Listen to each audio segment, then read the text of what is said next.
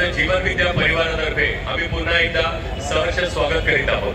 जीवन विद्येची क्रांती ही दुसऱ्या फेज मध्ये ज्याच्यामुळे झाली आणि ज्याच्यामुळे जीवन विद्येत नामधारकांमध्ये फोर्स आला ते म्हणजे जीवन विद्येचे कोर्स। आणि ज्या वेळेला जीवन विद्येचे कोर्स असं आपण म्हणतो त्या वेळेला आपल्याला ज्यांची कृतज्ञता सहज शब्दातून मनातून विचारातून येते ते म्हणजे सगळ्यांच्या लाडक्या आणि आवडत्या सौ मिलनताई पै, ज्यांच्यासाठी एकदा मनापासून टाळ्या वाजवा। कारण त्यांनी कोर्सचे फॅकल्टी घडवण्यापासून ते अनेक लोकांना मार्गदर्शन करण्यापासून दादांना कोर्स डिझाईन करण्यापासून अनेक गोष्टीत विशेष सहकार्य केलेलं आहे। तर विश्वापर्यंत समाजापासून ते व्यक्तीपर्यंत प्रत्येकाला सुखी घेण्याचं जीवन विद्येचं कार्य करणारे तमाम नामधारक या ठिकाणी उपस्थित आहेत। धर्मसंस्कार उत्कर्ष विद्यार्थ्यांचा संदर्भ जीवन विद्येचा दिव्यबोध भावस्मरण आणि दिव्यबोध आणि दिव्य साधना हे सगळं सद्गुरूंच्या स्मरणात विशेष करून प्रल्हाद दादा त्या ठिकाणी या कोर्सेसला मार्गदर्शन करत असतात। कृपया माझी विनंती आहे की जीवन विद्या आपल्या आयुष्यात जर आचरणात आणायची असेल तर घेऊन जायचंय। आणि काय घेऊन जाणार आपण प्रत्येक वेळेला आपण घेऊन जात असताना सद्गुरूंच्या दिव्य आठवणी आणि दादांनी केलेलं मार्गदर्शन घेऊन जातो। याच मार्गदर्शन आणि दिव्य आठवणीला एक भेट म्हणून सद्गुरूंचा एक तरी ग्रंथ आज आपण घेऊन जावा अशी आपल्याला माझी नम्र विनंती आहे। आपल्याकडे ग्रंथ असतील, खूप ग्रंथ आपल्याकडे आहेत, आपण वेळोवेळी लोकांना ग्रंथ देतो, पण या ग्रंथाचं ओकेजन फार वेगळं आहे। कारण हा ग्रंथ आपण या ठिकाणी जन्मशताब्दी वर्षानिमित्त घेत आहोत, याचं विशेष महत्व आहे। तर आपण एक तरी ग्रंथ नामधारकांनी घेऊन जावा आणि हा ग्रंथ आपण नंतर कोणाला तरी विशेष भेट म्हणून आपण देऊ शकता।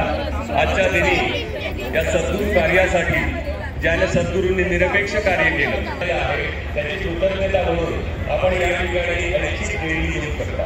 देणीचे काउंटर उपलब्ध आहे, आपण या ठिकाणी देणी द्यावी आणि इतर ठिकाणी पावती द्यावी। या ठिकाणी स्पेशल चेअर ठेवलेले आहेत, या चेअरमध्ये आपण बसावं कारण दादा कोणी ठिकाणी जाणार आहे, कुणीतरी संगीत असेल दादा या ठिकाणी बघणार आहे म्हणून सगळे या ठिकाणी बसलेले आहेत। पण दादा त्या माझी आपल्याला विनंती आहे की राईट साईडला आपण बसून घ्यावं आणि हळूहळू आपल्या कार्यक्रमामध्ये त्यांची विशेष उपस्थिती आणि विशेष सहकार्य असतं हे नोंद घेण्यासारखं आहे। कारण उपस्थिती असणं आणि सहकार्य असणं हा फार वेगळा आहे। आपल्या डॉक्टर शिल्पाताई लाड या ठिकाणी आलेले आहेत आणि आपले सेलिब्रिटी डॉक्टर विद्याधर लाड साहेब इकडे स्थानापन्न आहेत, आपण नंतर त्यांना भेटू शकता। तर या ठिकाणी ही सगळी मंडळी जीवन विद्येच्या कार्यातून जीवन विद्येच्या तत्वज्ञानातून आपल्या आयुष्याचं तर पोट कल्याण केलंच, पण हा सद्गुरू श्री वामनराव पै यांचा शिष्य आहे हे म्हटल्यानंतर आपल्याला खूप आनंद होतो कारण सद्गुरूंबरोबर आपलं नाव जोडलं गेलं।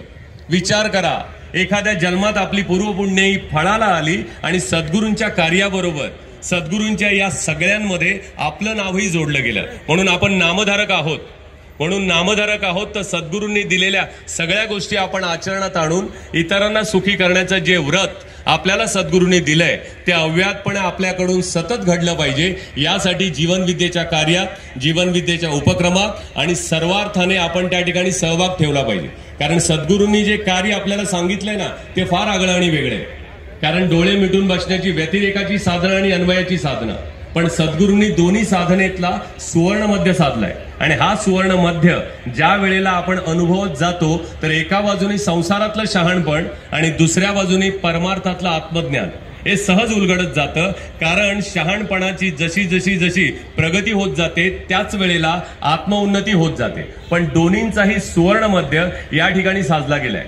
म्हणून माझी सगळ्यांना विनंती आहे, कोर्सेससाठी स्पेशल इन्व्हिटेशन आहे व्हावी यासाठी विशेष एक अभियान आपण राबवत असतो, ते म्हणजे अवयवदान अभियान।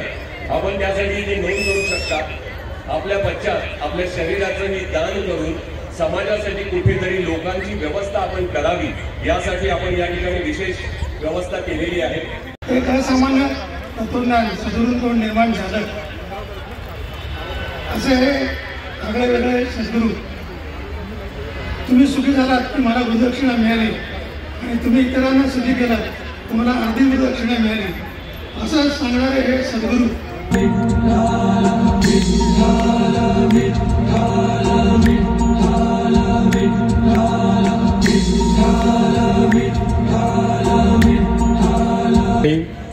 दिव्य ज्ञानाचा विठ्ठल प्रगट झालेला आहे. मनापासून प्रल्हाद दादांसाठी टाळ्या वाजवाव्यात आणि मालनताईंसाठी. दादांचं आगळं आणि वेगळं रूप आपण अनुभवताय. दादा या 2-3 दिवसात वेगवेगळ्या पद्धतीने आपल्याला दर्शन देणार आहेत. आता दादांचं हे विशेष दर्शन आहे. आता व्यवस्था रूपाने असणारे दिव्य सद्गुरू आपल्या संगीताची साथ आहे आणि वेगवेगळ्या पद्धतीने अनेक नामधारकांनी त्यांची व्यक्त केलेली कृतज्ञता आहे. दादांनी या कार्यक्रमासाठी देखील विशेष मेहनत घेतलेली आहे. ही सगळी मेहनत आपल्या अंतर्मनापर्यंत जावी, आपल्या कृतज्ञतेपर्यंत जावी, आपल्याला याच्यातून आनंद मिळावा, यासाठी दादांनीही खूप कष्ट घेतलेत. असं म्हणतात की ज्या वेळेला सद्गुरूंनी निरपेक्षपणे कार्य केलं आणि निरपेक्ष कार्य करत असताना आपला देह चंदनासारखा झिजवला. हे शब्दाने नाही, अक्षरशः तेच केलं. आणि त्यानंतर देखील दादांनी देखील तेच सुरुवात केली. दादाही अहोरात्र कष्ट करतात, ते आपल्यासाठी, आपल्यासारख्या अनेक नामधारकांसाठी वेगवेगळ्या पद्धतीने हे तत्वज्ञान आपल्यापर्यंत जावं म्हणून मार्गदर्शन केलं जातं. कृतज्ञता हा जीवनविद्येचा आत्मा आहे. कृतज्ञतेच्या अधिष्ठानावर जीवनविद्येने अनेक वेगवेगळ्या पद्धतीने अनेक नामधारकांना त्यांचा वेळोवेळी सत्कार केलेला आहे. जीवनविद्येने अशीच एक परंपरा चालू केली आहे. ती म्हणजेच जीवनविद्येने या ठिकाणी विशेष जीवन गौरव पुरस्कार हा या ठिकाणी डिक्लेअर होतोय. साधारण 2023चा हा जीवन गौरव पुरस्कार आहे. या पुरस्काराचे जे मानकरी आहेत, तुम्हाला काय वाटतं कोण असू शकतील? बऱ्याच लोकांना प्रश्न आहे, पण आपल्या ट्रस्टींनी आणि सगळ्यांनी ते सिक्रेट ठेवलेले आहे. मी आज आपल्या समोर त्यांचं नाव सन्मानाने घेतो. पद्धतीने केलं जातं. कार्य करण्याच्या वेगवेगळ्या पद्धती आहेत. असं म्हणतात नवविधा भक्तीमध्ये आपल्या गुरुला प्रसन्न करण्यासाठी नवविधा भक्तीचे वेगवेगळ्या प्रकाराने ही नवविधा भक्ती केली जाते. पण प्रत्येकाच्याच आयुष्यामध्ये त्याच्या पुण्याईने ते नवविधा भक्तीतले सगळ्या भक्ती घडून येतील सांगता येत नाही. या ठिकाणी मात्र मी तुम्हाला एक क्लू असा देतो, जे बऱ्याच वेळेला दादांबरोबर दिसतात पण दादांच्या पुढे नसतात, ते ऑलवेज दादांच्या मागे असतात. दादा यायच्या आधी दिसतात आणि दादा गेल्यानंतर दिसतात. थोड्या लोकांना मला वाटतं कळलेलं आहे. ज्यांना कळलं असेल, नाही, मागेपर्यंत असलेल्या मंडळींना पुन्हा एकदा कोण असतील हे की ज्यांचा जीवन गौरव पुरस्कार आणि याने जीवन विद्या मिशन त्यांना सन्मानित करणार आहेत. मी अधिक वेळ आपली उत्कंठा ताणत नाही, तर या ठिकाणी मी त्यांचं नाव सन्मानाने डिक्लेअर करतो आणि त्यांना वर येण्याची विनंती करतो. आपल्या फक्त टाळ्या वाजवत राहिल्या पाहिजेत. ते सन्माननीय शिवाजी अप्पा पारळे, म्हणजे आपले सर्वांचेच पारळे काका, आणि सन्माननीय सुप्रिया शिवाजी पारळे यांना विनंती आहे की आपण कृपया आपले जीवन विद्या मिशनचे विश्वस्त सेक्रेटरी या ठिकाणी, बघा किती भाग्याचा क्षण आहे. आपण उभं राहावं सगळ्यांनी. दादा प्रत्यक्ष या ठिकाणी त्यांच्या आगमनासाठी उभे राहिलेले, ही कृतज्ञता आहे. सर्व विश्वस्त जीवन विद्या मिशन आणि फाउंडेशनचे त्यांना विनंती आहे, कृपया त्यांनी स्टेजवरती यावं.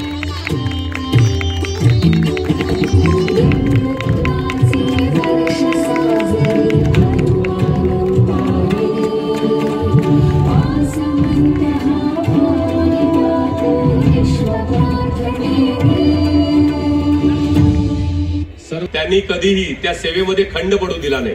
त्यांची जी सेवा आहे, या सेवेप्रती जीवन विद्या मिशन आणि जीवन विद्या परिवार त्यांचं या ठिकाणी सन्मान पत्र देऊन या ठिकाणी आपण त्यांचा गौरव करतो आहोत. तर प्रथम या ठिकाणी जीवन विद्या मिशन आणि जीवन विद्या फाउंडेशनचे ट्रस्टी विश्वस्त जे आहेत त्यांनी कृपया व्यासपीठावरती यावं अशी त्यांना विनंती आहे. कृपया या ठिकाणी हे सन्मान पत्र आपण देत आहोत. त्या क्षणी आपण कृपया या ठिकाणी सगळ्यांनी विश्वस्तांनी यावं. या ठिकाणी मी सन्मान पत्राचं वाचन आपण करत आहोत. या सन्मान पत्रातला तो प्रत्येक शब्द म्हणजे त्यांनी केलेलं कार्य आणि त्यांची कृतज्ञता, त्यांनी केलेली सद्गुरूप्रती भक्ती, या सगळ्यांमध्ये या सन्मान पत्रामध्ये याचा उल्लेख आहे. सन्मान पत्र विशेष आपल्याला या ठिकाणी दाखवलं जाईल आणि हे सन्मान पत्र फार विशेष आहे. याच्यामध्ये सद्गुरू आणि माई आहे आणि मध्यभागी दादा आहे. कृपया आपण मनापासून टाळ्या वाजत राहिल्या पाहिजेत.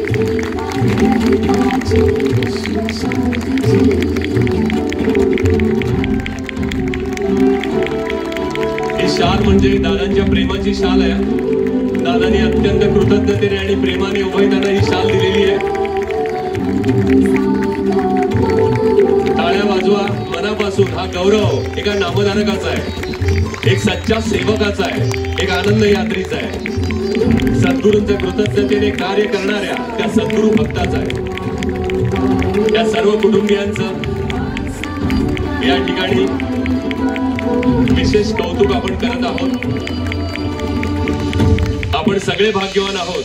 जीवन गौरव पुरस्कार देतेवेळी प्रल्हाद दादांच्या समक्ष आपणही याचे साक्षी आहोत। एका कार्यकर्त्याला, एका नामधारकाला दिलेला हा सर्वोच्च सन्मान आहे। टाळ्या मनापासून वाजवा, मनापासून टाळ्या वाजू द्या, कृतज्ञतेच्या टाळ्या।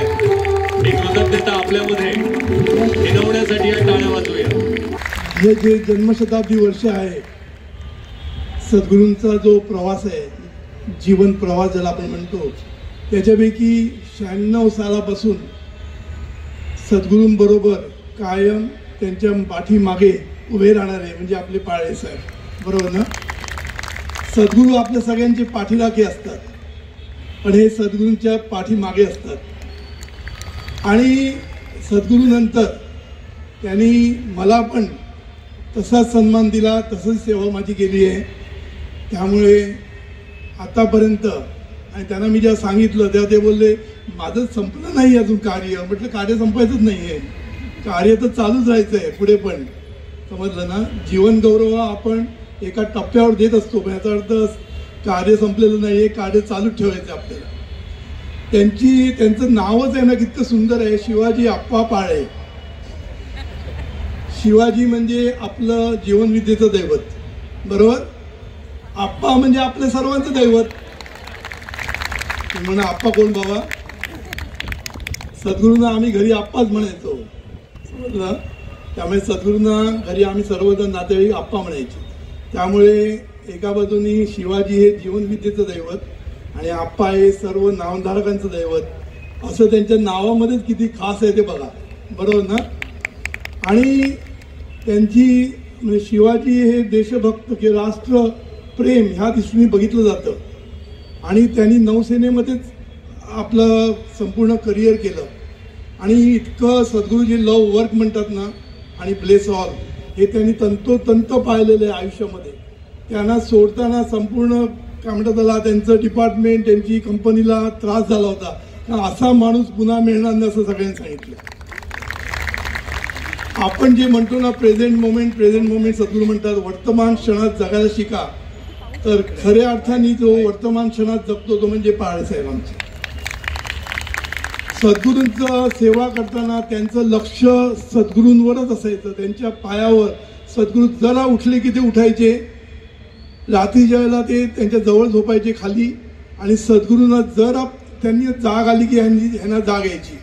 म्हणजे संपूर्णपणे सद्गुरूंवर आपला फोकस, सद्गुरूंच्या चरणावर फोकस, बाकी कुठल्याही त्यांना आजूबाजूला काय चाललंय, मग तिथे मीटिंग चालू दे, सद्गुरू कोणाबरोबर बोलू दे, त्यांना त्याचं काय पडलेलं नसायचं। त्यांचं लक्ष फक्त सद्गुरूंच्या चरणावर आणि सद्गुरूंना काय पाहिजे याच्यावर, आणि सद्गुरूंना जे काही पाहिजे ते सगळं हजर असायचं। असं कधीच व्हायचं नाही की सद्गुरूंनी मागितलं आणि त्यांच्याकडे नाही, त्यांच्या त्या जादूच्या पोतडीमध्ये सगळं असायचं। आणि चहा बनावा तर त्यांनीच बनवावं होतं, अमृत तुल्य असं चहा म्हणतो मी, पुण्याला म्हणतात ना अमृत तुल्य, ते सगळे पाळ्यांचा तर चहा तुम्ही चव कधी बदलत नाही, आयुष्यामध्ये त्यांची चव कधी बदलली नाही, समजलं ना? आणि त्यांना ही जी पुण्याई मिळाली आहे, त्यांनी ज्या कार्याचं ज्यांना पुण्य मिळालेलं आहे, आणि पुण्याईचं फळ म्हणजे आमची त्यांची सून, ये ना पुढे तू पण एक आसावरी, ही त्यांना गुणी सून मिळालेली आहे। गुणी म्हणजे किती गुणी मी सांगू शकत नाही, तिला देऊ तेव्हा आम्ही बोलू तिच्याबद्दल। आणि दोघांचे नाव ममता आहे, त्यामुळे मग एकाने आपलं आसावरी नाव करून घेतलेलं आहे, नाही तर ममता म्हटल्यानंतर तो कोणते कळायला मार्ग नाही। हिला पण इतका सुंदर चांगला नवरा मिळाला आहे, तिची काळजी घेणारा, त्यामुळे जावई आणि सून दोन्ही A1 सद्गुरूंच्या भाषेत, समजलं ना? ती निवड केल्यामुळे आज आम्हाला चांगली सून मिळाली, आम्हाला म्हणजे जीवनविद्या मिशनला एक चांगली सून मिळाली। तेव्हा याचं पण नाव घ्यायला विसरलो, कारण सून आणि जावई यामध्ये अडकलो मी।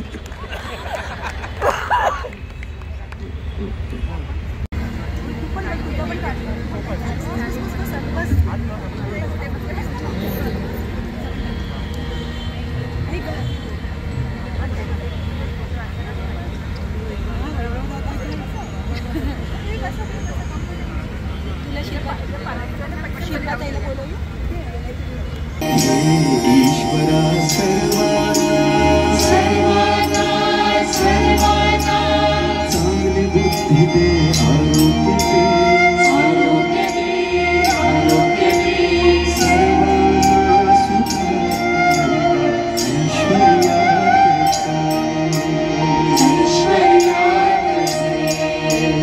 सर्वांचं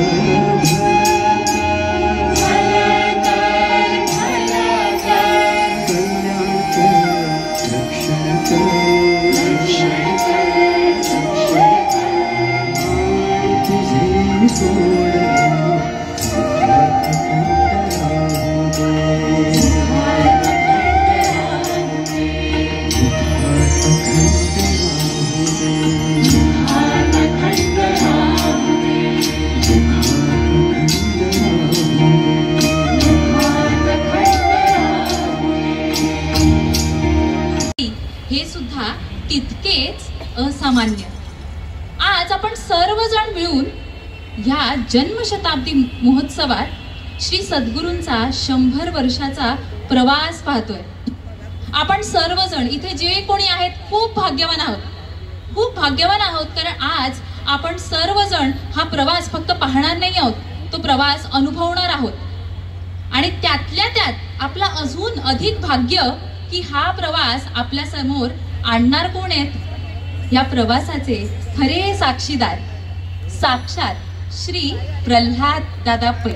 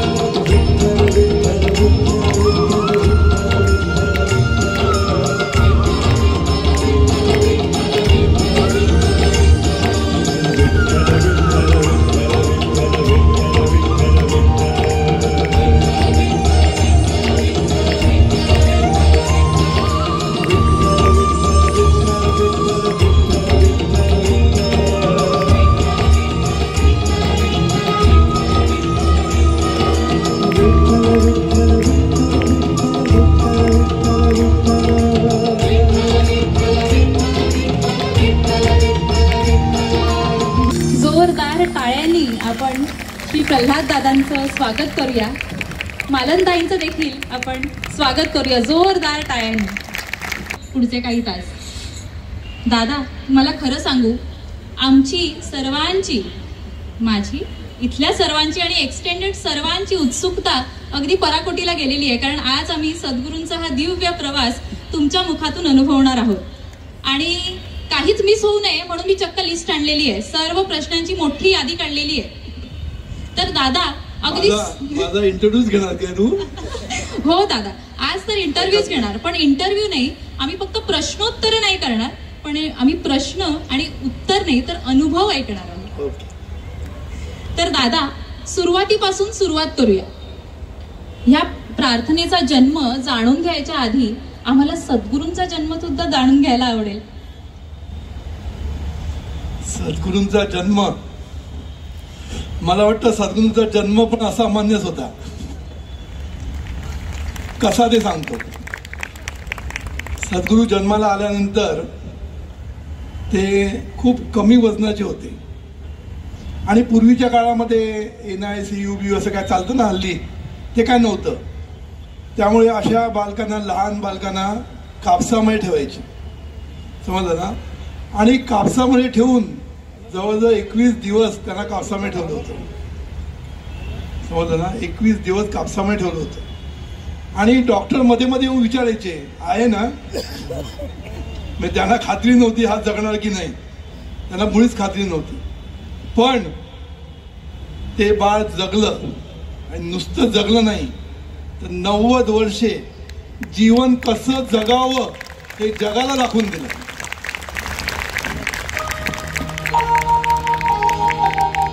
पुढे नेक्स्ट.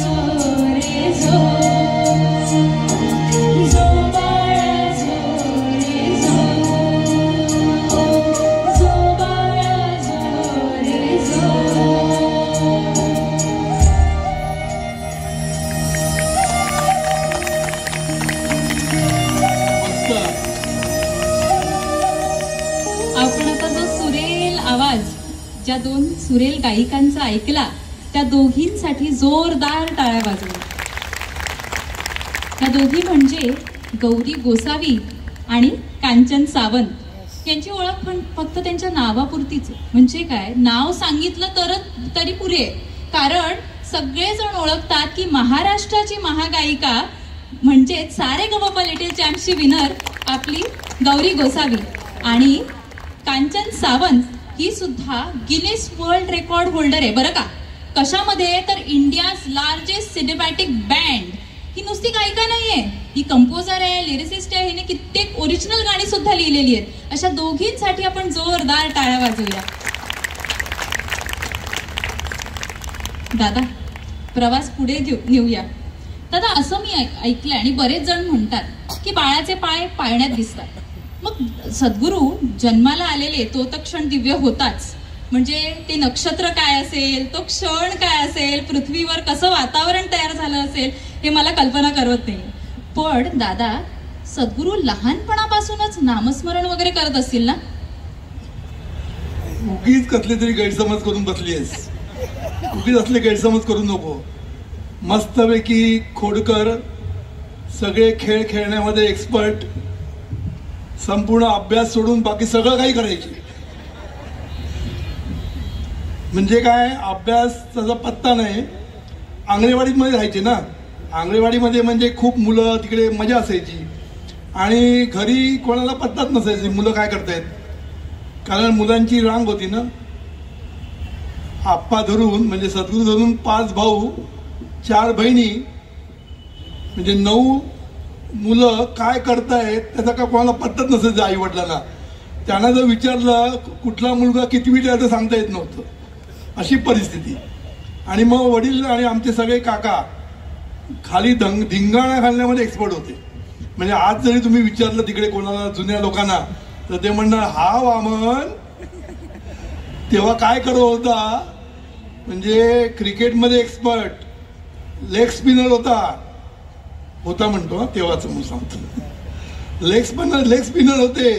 नंतर चेस चांगले खेळायचे, स्विमिंग चांगले करायचे आणि काय सांगू तुला, सगळ्या याच्यामध्ये हुशार, म्हणजे कुठे कमी नव्हते.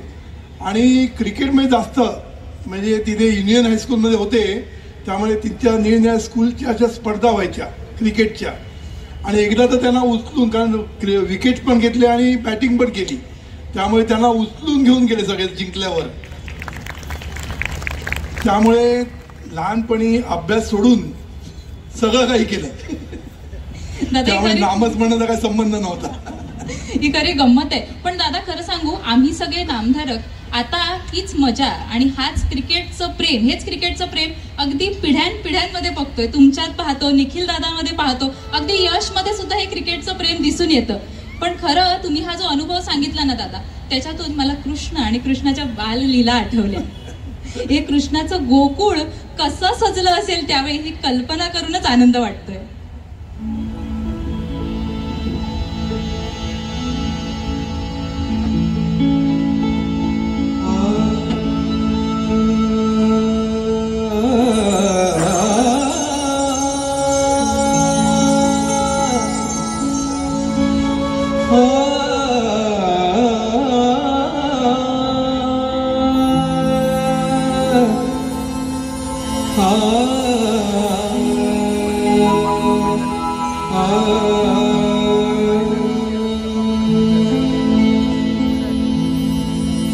जीवन बीतेच्या खेळे अंगणा, राधिकेचा बाळ महिना. जीवन बीतेच्या खेळे अंगणा, राधिकेचा बाळ महिना. तिचा गजानना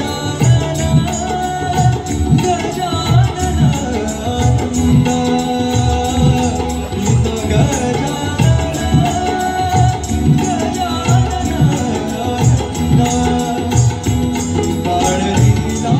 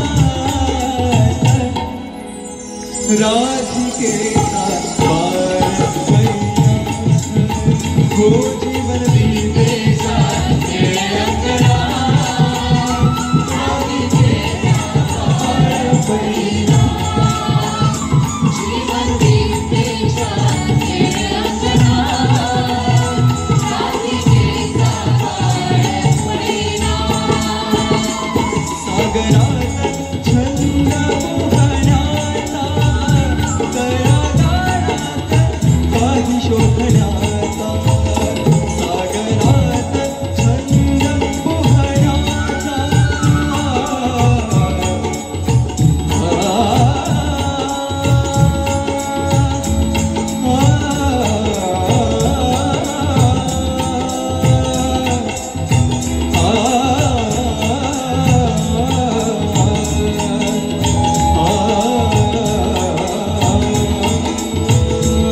सागरात छंद पोहण्याचा तळागाळात काही शोधण्याचा काढिले रत्न शोधून जीवन विद्याही एकदारून काढिले रत्न शोधून जीवन विद्याही एकदारून ऐसा रत्न पारखी निष्णात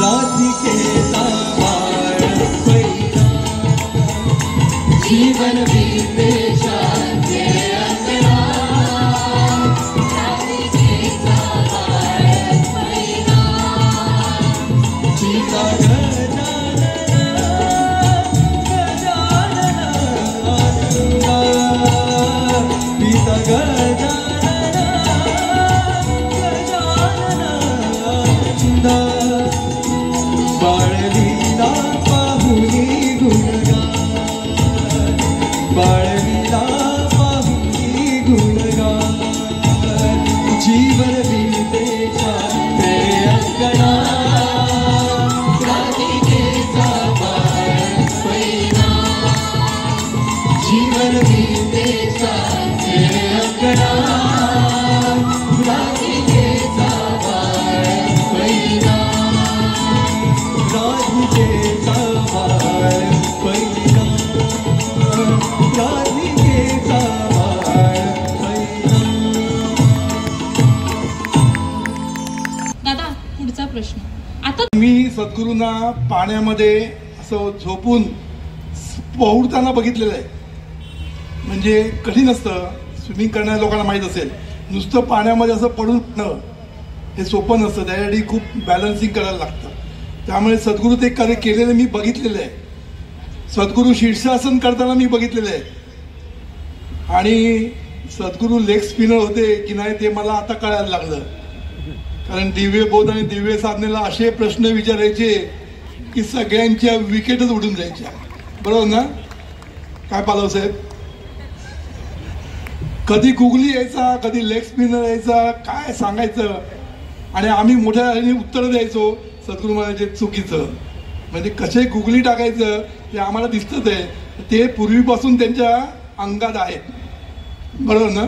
हो दादा, मग वाचनाची आवड लागली कधी? हा, आता वाचनाची आवड लागली म्हणजे ते एकदा रामकृष्ण मिशनमध्ये ते लायब्ररीमध्ये गेले होते. आणि लायब्ररीमध्ये ते वाचन करत होते. आणि करता करता त्यांना ती खूप पुस्तकं तिकडची आवडायला लागली. आणि मग त्यांचं वाचन ते वाढत गेलं. आणि तिकडेच त्यांना रामकृष्ण कामत यांनी लिहिलेलं नामाचं काय नाव होतं नामजपाचं महत्व. येस, नामजपाचं महत्व हे पुस्तक त्यांच्या वाचनामध्ये आलं. आणि मग त्यांना नामस्मरणाची गोडी लागली. आणि जशी नामस्मरणाची गोडी लागायला लागली तसे मग ज्ञानेश्वरी काय, हे काय, एवढे ग्रंथ आमच्या घरी आहेत. म्हणजे ज्ञानेश्वरीवर त्यांचे मला खुणा दिसते. म्हणजे ज्ञानेश्वरी आता उडून बघितली तर त्याच्या अशा खुणा असतात कुठे कुठे, काय हे टिक मार्क हे असं त्यांनी केलेलं आहे. म्हणजे किती अभ्यास केला असेल ते विचार कर. आणि नुसता ज्ञानेश्वरी नाही, दासबोध, तुकारामाचं अभंग गाथा सगळं आमच्या घरामध्ये एवढी पुस्तकं आहेत. म्हणजे ती सगळी पुस्तकं ते वाचत होते, कारण त्याच्यावर खुणा आहेत म्हणून कळतं. नुसती पुस्तकं शोभेला नव्हती ठेवली. दादा हे खरंच ग्रेट आहे. सद्गुरूंना नुसती वाचनाचीच नाही, वाचनातून नामस्मरणाची ओढ लागली आणि नंतर जणू नामस्मरणाचा छंदच लागला. एक मिनिट थांबा. नामस्मरण कसे करायचे? घरामध्ये जागा नव्हती, कारण लोक खूप ना, एवढे भाऊ बहिणी त्यांची म्हणजे एकाच 4 2 बेडरूमचा फ्लॅट होता, त्याच्यामध्ये एवढे लोक राहायचे. तर नामस्मरण करणार कुठे? तर माझी आत्या मला सांगत होती 2 कपाटाच्या मध्ये जाऊन बसायचे. म्हणजे आता आपण आपल्याकडे चांगले 2 बेडरूम 3 बेडरूमचे फ्लॅट होते, तरी आम्ही कसं नामस्मरण करणार? आम्हाला खूप त्रास होतो. सद्गुरू 2 कपाटाच्या मध्ये जाऊन बसायचे म्हणे, असं मला आत्याने सांगितलं. आणि तिथे बसून ते गपचूप नामस्मरण आपलं करत बसायचे. आणि अभ्यास कुठे केला? जिन्यामध्ये जाऊन, कारण घरामध्ये गर्दी, जिन्यामध्ये जाऊन त्यांनी अभ्यास केलेला आहे. त्यामुळे उगीच कारणं देऊ नका अभ्यासासाठी. बरोबर आहे दादा, अगदी बरोबर आहे.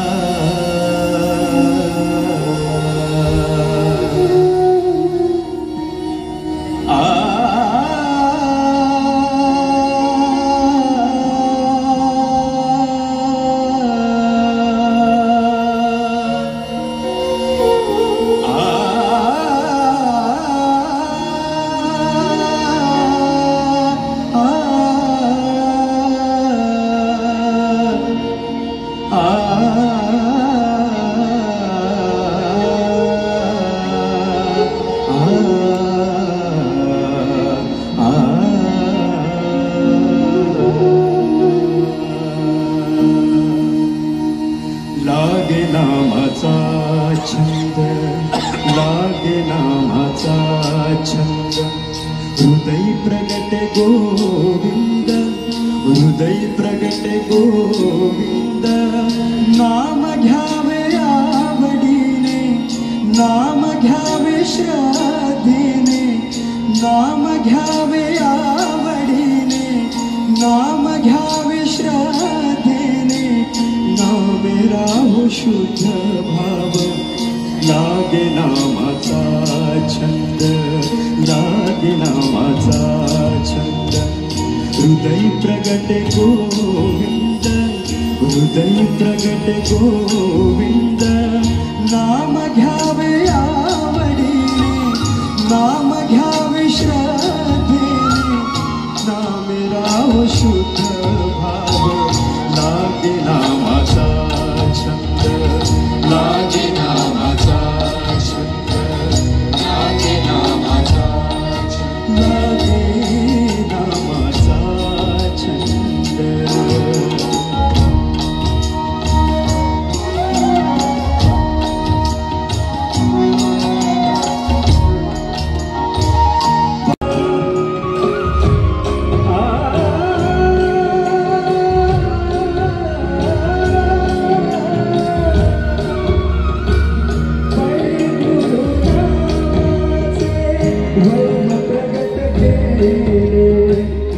जोरदार टाळ्या वाजवल्या आपण स्वागतासाठी. आणि दादा विषय दादा सद्गुरूंचा प्रवास होता तो अगदी असामान्यच आहे. सर्वात मोठी गोष्ट म्हणजे दादा की आपण आता नामाबद्दल बोलतो, नामस्मरणाची ओळख झाली आणि नामस्मरणाचा छंद सद्गुरूंना लागला. फक्त सद्गुरूंना अध्यात्म नाही शिकवलं. आता तुम्ही बघा तर इथे किती जण आहेत, सगळे तरुण, आम्ही सगळे हे तरुण जे आहे ते मस्त फोटो, एक मिनिट फोटो भी खींचता हूँ. नंतर राष्ट्राचं संरक्षण आपण केलं पाहिजे आणि सगळ्यात शेवटी म्हणजे राष्ट्राची प्रगती व्हायला पाहिजे, असं त्यांनी ते पंचशील मांडलं होतं. म्हणजे त्यांच्या प्रत्येक काय म्हणतात त्यांनी जीवनविद्या मांडताना प्रत्येक वेळी राष्ट्राचा पहिला विचार केलाय, लक्षात ठेवायचा. आणि राष्ट्राचा विचार करताना त्यांनी स्वतःचा पण हिताचा विचार केला. त्यामुळे दोन्ही गोष्टी त्यांनी करू शकले ते स्फूर्तिगीताने, राष्ट्राच्या स्फूर्तिगीताने ह्या क्षणाला आपण ते स्फूर्तिगीत ऐकलं.